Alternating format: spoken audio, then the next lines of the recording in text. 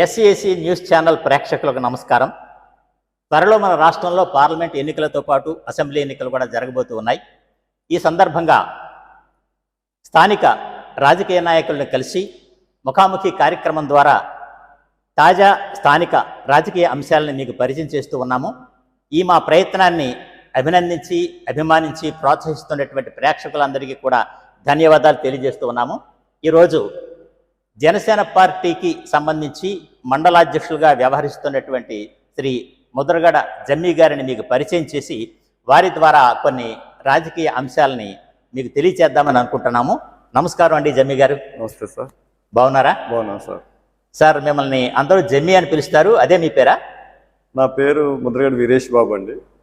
లోకల్గా మా ఊర్లో వాళ్ళందరూ కూడా మండలంలో పడిన ముద్రగడ జమ్మి అని పిలవడం అలవాటు, ఇంటి దగ్గర ఉండి పిలిచే పేరు అండి. ఓకే. వీరేష్ బాబు గారు, మీ శ్రీమతి దామిరెడ్డిపల్లి గ్రామానికి సర్పంచ్గా బాధ్యత వహిస్తున్నారు, మీరు ఉప సర్పంచ్గా కూడా ఉన్నారు. అవును సార్. కాకుండా కడియం మండల జనసేన పార్టీకి అధ్యక్షుడిగా కూడా మీరు బాధ్యత వహిస్తున్నారు. ఈ సందర్భంగా జనసేన పార్టీ నుంచి మీకు ప్రోత్సాహం ఏ విధంగా ఉంది? ఖచ్చితంగా కడియం మండలంలో జనసేన పార్టీ చాలా బలంగా ఉంది సార్. అట్లాగే మా నాయకులు దుర్గేష్ గారు ప్రోత్సాహంతో, ఆయన ఆదేశాల మేరకు నేను జనసేన పార్టీ మండల అధ్యక్షులుగా నియమించబడటం జరిగింది. అలాగే నా ధర్మాన్ని నిర్వర్తించడం జరిగింది. ప్రధానంగా ఇక్కడ జనసేనకి యువత తోడు ఎక్కువగా ఉంది సార్. వారందరినీ కూడా సామరస్యంగా, స్నేహపూర్వకంగా, సద్భావంగా పార్టీని ముందుకు తీసుకెళ్లే విధంగా ఎక్కడ వివాదాలకు తావు లేకుండా, జనసేన పార్టీ అంటే డిసిప్లిన్కి మారుపేరుగా చెప్పుకునే మా అధినేత పవన్ కళ్యాణ్ గారు యొక్క అడుగుజాడల్లో మన మండలంలో కూడా తీసుకెళ్తే నా వంతు కృషిని చేయడం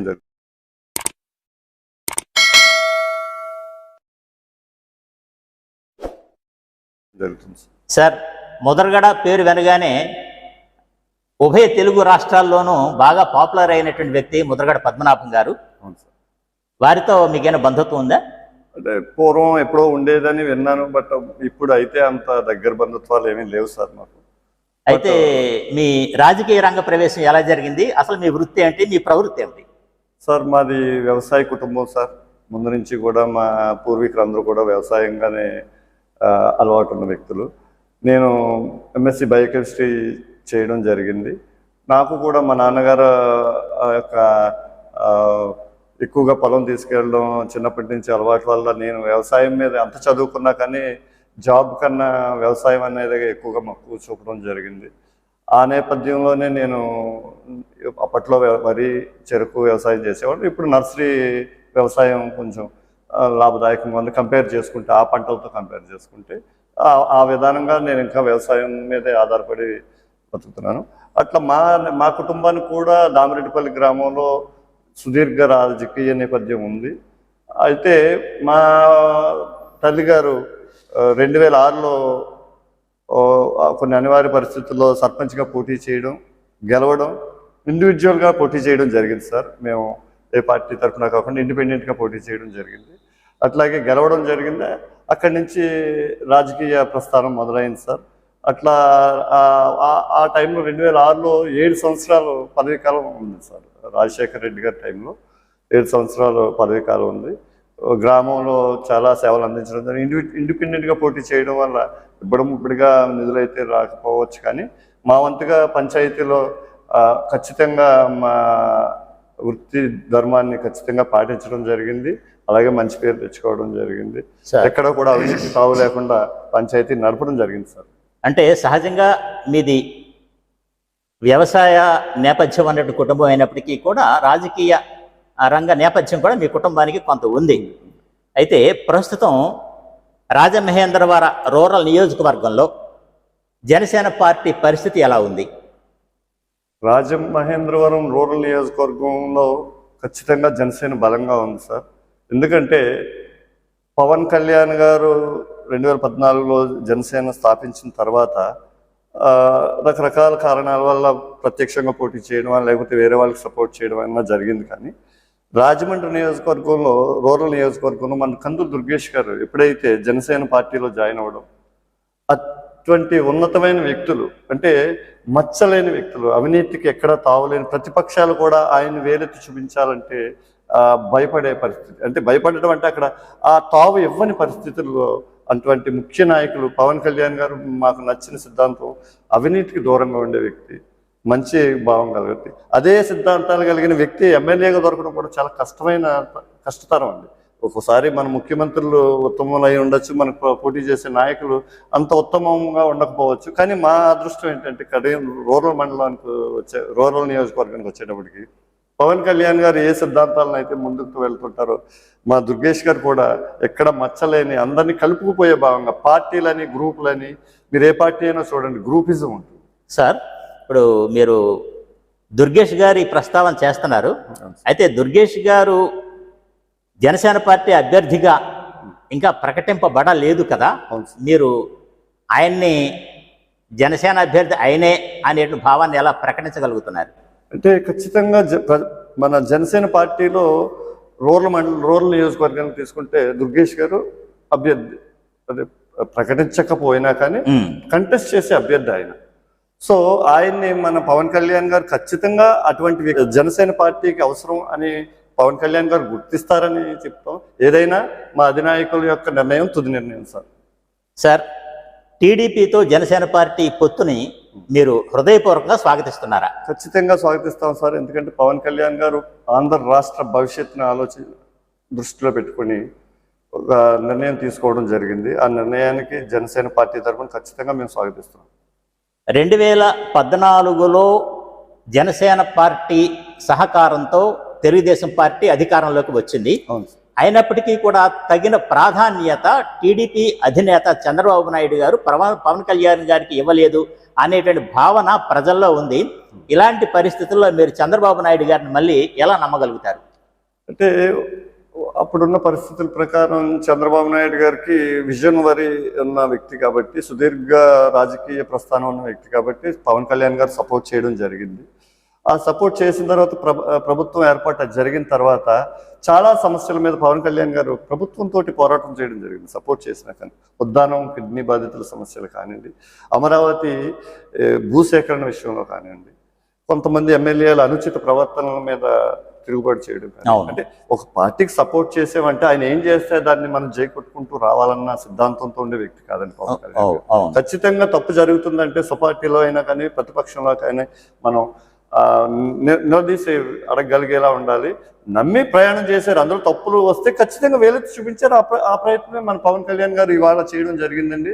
ఖచ్చితంగా అందుకునే ఒకటే అంటాడు, పవన్ కళ్యాణ్ గారు నిబద్ధతతో కలిగిన వ్యక్తి. ఆ నిబద్ధత గురించి వాళ్ళ చంద్రబాబు నాయుడు గారు పార్టీలో, అదే తెలుగుదేశం పార్టీలో తప్పులు కూడా వేలెత్తి చూపడం జరిగింది. ప్రధానంగా కిడ్నీ బాధితుల యొక్క సమస్యను వెలుగులోకి తీసుకొచ్చిందే పవన్ కళ్యాణ్ గారిని. వాళ్ళ వెనక మనం పూర్వం వెళ్తే కనుక ఏ ప్రధాన మీటింగ్లో చూసినా ఆయన మాట్లాడేది అదే. అలాగే అమరావతి రైతుల దగ్గర నుంచి 30,000 ఎకరాలు అవసరం లేదు, ప్రస్తుతం 10,000 ఎకరాలతో ఒక ఫేజ్ వరీగా వెళ్దాం, అమరావతిని మనం డెవలప్ చేసుకుందాం అని ఇవాళ కూడా మనకు అమరావతి క్యాపిటల్గా అనౌన్స్ చేసుకోవాలని పరిస్థితి. ఓకే సార్, తెలుగుదేశం పార్టీ అధినేత చంద్రబాబు నాయుడు గారు చాలా సీనియర్ రాజకీయ నాయకులు.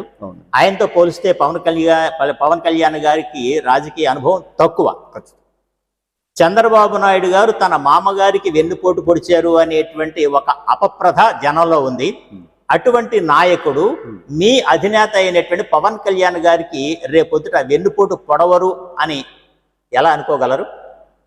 అంటే మీరు అడిగిన క్వశ్చన్ ప్రకారం 2014లో ఆ రకంగానే మనం సపోర్ట్ చేయడం జరిగిందంట పవన్ కళ్యాణ్ గారు. 2019లో ఏం జరిగిందంటే మనం సపోర్ట్ చేసి వీళ్ళ దగ్గర మనం అవుట్పుట్ తీసుకోలేకపోతున్నాం.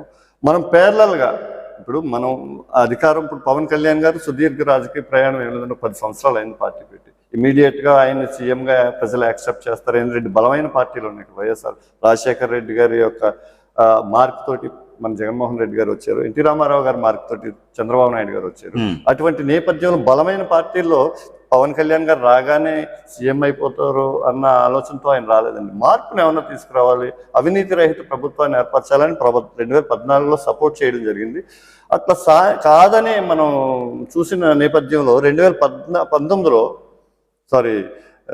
మొన్న 2019 ఎలక్షన్స్కి ఆయన ఇండివిజువల్గా కూడా పోటీ చేయడం జరిగింది. అవును. ఒకసారి ఆయనకు సపోర్ట్ ఇచ్చారు. ఇండివిజువల్గా పోటీ చేసేటప్పటికి తెలుగుదేశం ఓడిపోవడం, అలాగే వైఎస్ఆర్ కాంగ్రెస్ అధికారంలోకి రావడం. ఆ నేపథ్యంలోనే అంటే పవన్ కళ్యాణ్ గారు సపోర్ట్ చేయడం వల్ల అప్పట్లో మనం గెలవగలిగాం, ఇప్పుడు వదిలేయడం వల్ల ఓడిపోయాం. అంటే ఇప్పుడు ఎందుకు మీరు పోటీ చేశారన్న ఒక క్వశ్చన్కి నేను సమాధానం చెప్తాను. ఇప్పుడున్న పరిస్థితుల్లో అధికార ప్రభుత్వం ఉన్న కొంచెం ఇబ్బందికర ప్రజా అభివృద్ధి, రాష్ట్ర అభివృద్ధి కుంటుపడిన నేపథ్యంలో ఇండివిజువల్గా వెళ్ళినా కానీ ఓట్లు చీలుకొని ఒకటే మాట చెప్పారు సార్, ప్రభుత్వ వ్యతిరేక ఓటుని మేము చేల్చము అని బలంగా నమ్మే వ్యక్తిగా, రేపొద్దున చంద్రబాబు నాయుడు గారు తప్పు చేస్తే ఈ ప్రభుత్వంలోనే ఉన్నాం కదా అని ఆయనకి సపోర్ట్ చేసే విధంగా కాదు, ప్రజలకు ఉపయోగపడే విధానాల కోసం ఈయన ప్రత్యక్షంగా కొన్ని సీట్లు తీసుకుంది. ఎందుకంటే సొంతంగా అన్ని సీట్లలోని గెలవకపోవచ్చు కాక, కనుక ఆ ప్రయత్నంలోనే చంద్రబాబు నాయుడు గారు ఇక ముఖ్యమంత్రి అభ్యర్థి కూటమిలో ఏం జరుగుతుందో అన్నది రాబోయే రోజుల్లో జరుగుతుంది. కానీ ఖచ్చితంగా అయితే ఈయన మనం చంద్రబాబు నాయుడు గారిని ఇంతకు ముందు విధంగా కాకుండా ఇప్పుడు తన మార్క్తో పవన్ కళ్యాణ్ గారు ప్రజాశ్రేయస్కరమైన విధానాలకు తీసుకెళ్లే విధంగా ఖచ్చితంగా ఉంది. నమ్మినా నమ్మకపోయినా కానీ చంద్రబాబు నాయుడు గారు ఈయనకైతే నేను తీసుకెళ్ళగలనన్న బలమైన నమ్మకం ఉంది. సార్, పొత్తు ఖరారైంది. అవును సార్. కానీ సీట్ల పంపకం విషయంలో ఒక కొలిక్కి రాలేకపోతున్నారు. దీనికి ప్రధానమైనటువంటి కారణం ముఖ్యమంత్రి పదవి విభజనలో ఉన్నటువంటి అవరోధాలు ఏమైనా నేపథ్యంగా పనిచేస్తున్నాయా? అంటే నాకు తెలిసి ఇందులో ప్రధాన కారణం అంటే ఒకవేళ టీడీపీ జనసేన పార్టీల గెలుపు ఖాయమై ప్రభుత్వాన్ని ఏర్పాటు చేయగలిగితే ముఖ్యమంత్రి పదవికి సంబంధించినటువంటి ఒప్పందాల దగ్గర ఏమైనా అవరోధాలు అడ్డుగా ఉన్నాయా? ఖచ్చితంగా మీరు అన్నది. ఎందుకంటే అండి ఇప్పుడున్నది జనసేన, తెలుగుదేశం, బీజేపీ కూడా పొత్తులో ఉండే అవకాశం ఎక్కువగా ఉంది. అంటే ముఖ్యంగా నరేంద్ర మోడీ గారి నాయకత్వంలో పవన్ కళ్యాణ్ గారిని ఎక్కువగా అభిమానించే వ్యక్తి మన ఆంధ్ర రాష్ట్రంలో చూసుకుంటే. బీజేపీ నాయకత్వం నుంచి నాకు తెలిసిన సంకేతాలు ఏంటంటే పవన్ కళ్యాణ్ గారిని 2.5 సంవత్సరాలు సీఎం అభ్యర్థిగా అనౌన్స్ చేయండి. మా అభ్యర్థి గతంలోనే బీజేపీ అనౌన్స్ చేయడం జరిగింది, మా సీఎం అభ్యర్థి పవన్ కళ్యాణ్ గారు. సరే తెలుగుదేశం కూడా మీరు కూడా అనౌన్స్ చేయండి, అనౌన్స్ చేస్తే ఖచ్చితంగా మేము ముందుకు వస్తాం పొత్తుకి అని బీజేపీకి టీడీపీకి ఆల్రెడీ కొంత దూరం ఉండడం అందరం గమనించిన విషయమే. సో ఈ ఈ క్యాలిక్యులేషన్స్లో కొంత సమయాభావం జరగడం వాస్తవం.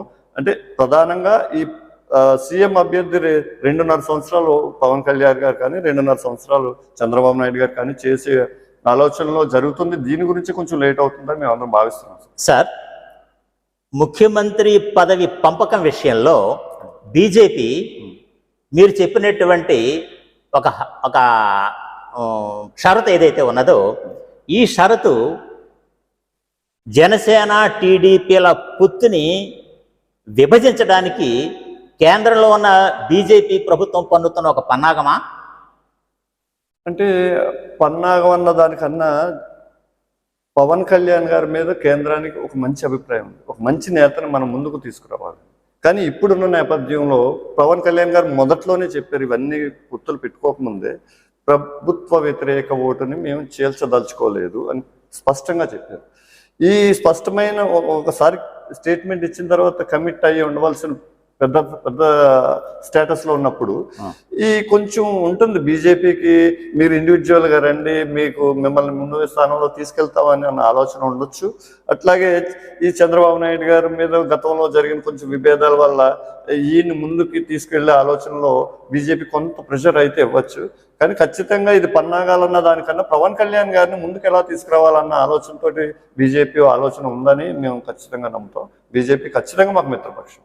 సార్, జనంలో ఒక అనుమానం ఈ మధ్య కాలంలో కలిగింది, పవన్ కళ్యాణ్ తన మాట వినడం లేదు కాబట్టి ప్రభుత్వ వ్యతిరేక ఓటును చేల్చడం కోసం బీజేపీయే షర్మిలను రంగంలోకి దింపి ప్రభుత్వ వ్యతిరేక ఓటుని చేల్చడం ద్వారా ఈ పొత్తును బలహీనపరచాలని ఒక ప్లాన్ వేసింది అని కొంతమంది విమర్శిస్తున్నారు. మీరేమంటారు? ఖచ్చితంగా కాదండి. ఇప్పుడు షర్మిల గారిని తీసుకొచ్చి ప్రభుత్వ వ్యతిరేక నోట్లను చేసి, అంటే షర్మిల గారు యాక్చువల్గా బీజేపీ దింపిందని అంటున్నారు, కానీ కాంగ్రెస్ అభ్యర్థిగా ఆవిడ రావడం జరిగింది, రంగేట్రం చేయడం జరిగింది. సో ఇది రెండు ప్రధాన వ్యతిరేకత ఉన్న పార్టీలు, బీజేపీ కానీ కాంగ్రెస్. అంటే బీజేపీ షర్మిల గారిని ప్రయోగించలేదు అని మీరు అంటున్నారు. పోనీ వైఎస్ఆర్సీపీ అని ప్రయోగించి ఉండొచ్చునా ప్రభుత్వ వ్యతిరేక ఓటు చేల్చడానికి? అంటే నాకున్న అనుభవం ప్రకారం గతంలో ఒకసారి రెడ్డి కాంగ్రెస్ అని ఒక పార్టీ 80s లోనే ఎప్పుడు ముందు అవును అప్పట్లో ఇట్లాగే కాంగ్రెస్ పార్టీ నుంచి ఎమ్మెల్యేలందరూ కూడా బలమైన అభ్యర్థులందరూ కూడా వచ్చి రెడ్డి కాంగ్రెస్ పెట్టడం జరిగింది. కొంతకాలం నడపడం జరిగింది. మళ్ళీ ఎప్పుడైతే అప్పట్లో పార్టీ కుంటుపడిందో మళ్ళీ వీళ్ళందరూ కూడా కాంగ్రెస్ పార్టీ అంటే కేంద్ర ప్రభుత్వాన్ని పార్టీని నడిపే యొక్క స్థాయి శక్తి ఎక్కువగా ఉంటుంది సార్. అవును. లోకల్ పార్టీస్కి అంటే ఇప్పుడు చూడండి, వైఎస్ఆర్సీపీ పార్టీ పెట్టి కొంతకాలంగా ఇప్పుడు రూలింగ్లో ఉన్నారు కాబట్టి నడపగలుగుతున్నారు. ఇదే ఒక 10 సంవత్సరాలు పదవిలో లేకపోతే కనుక పార్టీ నడపడం చాలా కష్టమైతరం. అట్లాగే ఇప్పుడు పవన్ కళ్యాణ్ గారు 10 సంవత్సరాలు పార్టీని నడపడం అంటే అది చాలా పెద్ద విషయం, ఏ పార్టీ సపోర్ట్ లేకుండా కొత్తగా వచ్చి. సో ఈ నేపథ్యంలో రేపైనా మళ్ళీ కాంగ్రెస్ పార్టీలోకి వెళ్ళే అవకాశం ఉంటుందేమో అని నా ఆలోచనతోటి షర్మిలారెడ్డి గారిని కాంగ్రెస్ పార్టీలో ఉంచారేమో. ఇక్కడ సీటు దక్కని అభ్యర్థులను ముందు అందులో బలపరుచుకుని తద్వారా మళ్ళీ రేపు ఎప్పుడైనా ఆ పార్టీ నుంచి ఆవిర్భించింది వైఎస్ రాజశేఖర రెడ్డి గారు కాంగ్రెస్ పార్టీ నుంచే కనుక ఈ అభ్యర్థులు అందరూ ఉండేవారు కనుక మళ్ళీ ఈ వైఎస్ఆర్ అభ్యర్థులే ఒకవేళ ప్రభుత్వం ఏర్పాటు చేయలేకపోతే కనుక నడపలేని పరిస్థితి వస్తే కాంగ్రెస్కి చేరి దగ్గర అయ్యే అవకాశం ఉందని నా ఆలోచన. సార్, జనసేన పార్టీ స్థాపింపబడి ఇప్పటికి సుమారుగా 10 సంవత్సరాలు అయింది. ఈ 10 సంవత్సరాల్లోనూ పవన్ కళ్యాణ్ దీని మీద ఎక్కువ దృష్టి పెట్టినట్లయితే ఇప్పటికే పార్టీ బాగా బలోపేతం అయి ఉండేది. కానీ ఆయన సరిగా దృష్టి పెట్టలేకపోవటం వల్ల, కొంత సినిమా రంగంలో కూడా ఆయన ఎక్కువగా దృష్టి పెట్టడం వల్ల స్థానికంగా ఉన్నటువంటి పార్టీ మీద ఎక్కువగా ఆయన ఫోకస్ చేయలేకపోయారు అనేటువంటి విమర్శ ఉంది. మీరేమంటారు? అంటే దృష్టి పెట్టకపోవడం కన్నా పార్టీని నడిపించడం, గతంలో ఇందాకే మాట్లాడుకున్నాం సార్, పార్టీ నడిపించడం అన్నది చిన్న విషయం కాదు. విపరీతమైన ఈ రోజుల్లో వ్యయం ఎక్కువగా ఉంటుంది ఒక పార్టీ నడిపించాలంటే, సిస్టమ్ మెయింటైన్ చేయాలంటే.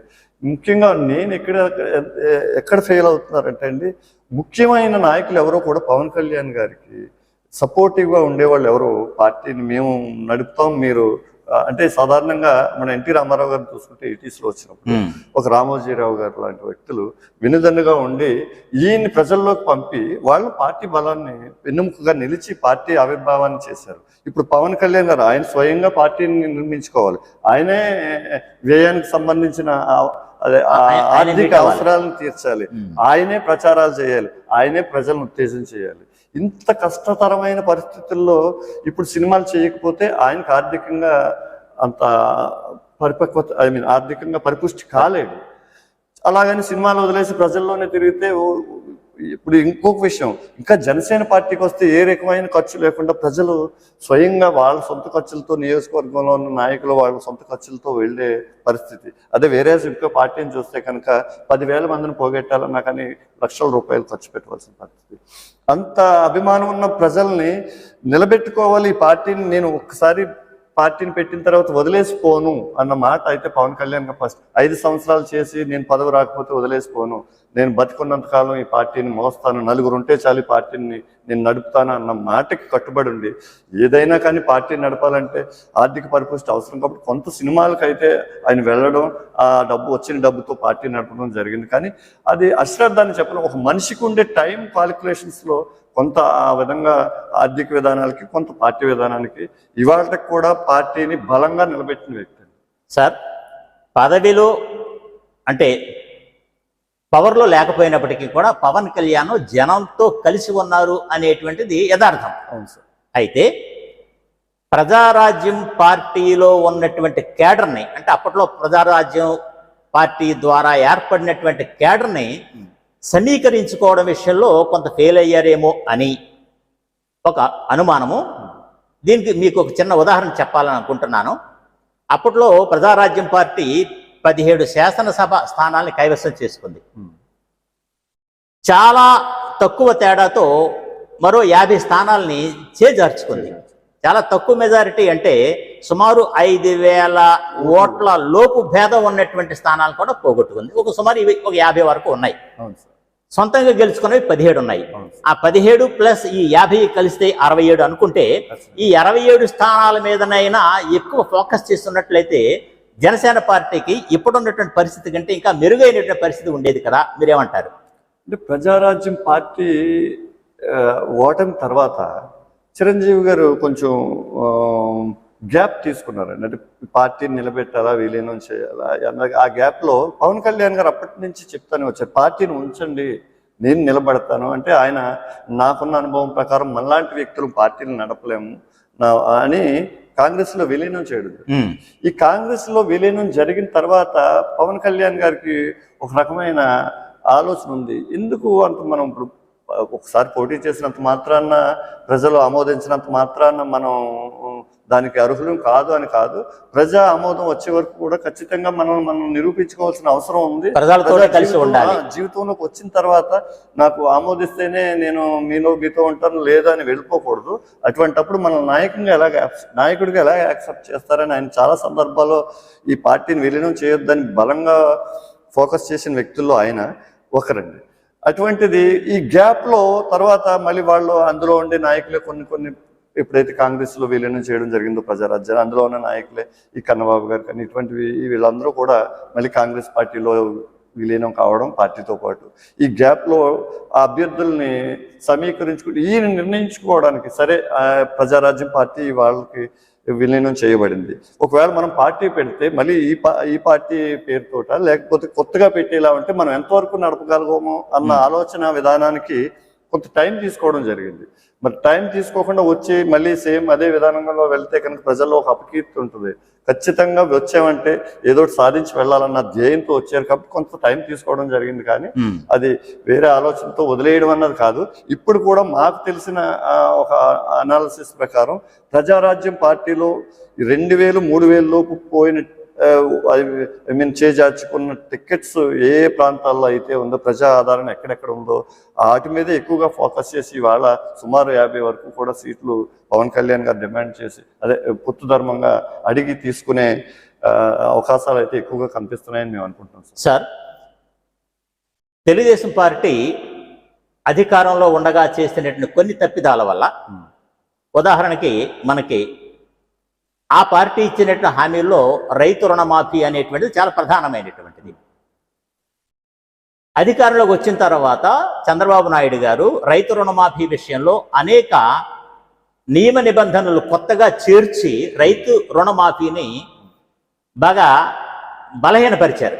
దాని ద్వారా రైతులకు అందవలసినటువంటి రుణమాఫీ సదుపాయం అందలేదు పూర్తిగా. మీ పార్టీ సహాయ సహకారాలు ఉన్నప్పటికీ కూడా ఈ రకమైనటువంటి రైతుల్లో ఉన్న అసంతృప్తి ఇప్పుడు తెలుగుదేశం పార్టీ ద్వారా మీ పార్టీ మీద పడదా? అంటే అప్పట్లో 2014లో పవన్ కళ్యాణ్ గారు సపోర్ట్ చేయడం, ప్రభుత్వం స్థాపించిన తర్వాత చాలా ఇది ఒక్కటే మీరు రైతు రుణమాఫీ విషయమే కాదు, ఈ చాలా సమస్యల మీద పవన్ కళ్యాణ్ గారు వాళ్ళ గొంతెత్తడం జరిగిందండి ప్రభుత్వం మీద. ఉద్దానం మనం ఇందాక మాట్లాడుకున్నాం, ఉద్దానం కిడ్నీ బాధితుల గురించి కానివ్వండి, లేకపోతే ఎమ్మెల్యేలు కొంత తీరు కొంచెం అగ్రెసివ్ గా బిహేవ్ చేసి ప్రభుత్వ ఉద్యోగుల్ని కొట్టిన సందర్భాల్లో కూడా ఖచ్చితంగా వాళ్ళ చేత మనం పని చేయించాలి ప్రజల కోసం, మనం వాళ్ళని ఇబ్బంది పెట్టే పరిస్థితిలో ఉండకూడదని. కానీ అలాగే అమరావతిలో ఈ 30,000 ఎకరాలు పోగు చేసినప్పుడు 10,000 ఎకరాలు ఒక జోన్ గా తీసుకుని ముందు దాన్ని డెవలప్ చేసి తర్వాత 10,000 ఎకరాలు తీసుకున్నాం. అక్కడ రైతులు ఇబ్బంది పడతారు, తీసుకుని మీరు వెళ్ళిపోతారు, వచ్చిన వాడు అది కాదంటే మీరు ఏం చేస్తారని వాళ్ళ రైతుల తరపున మాట్లాడింది కూడా పవన్ కళ్యాణ్.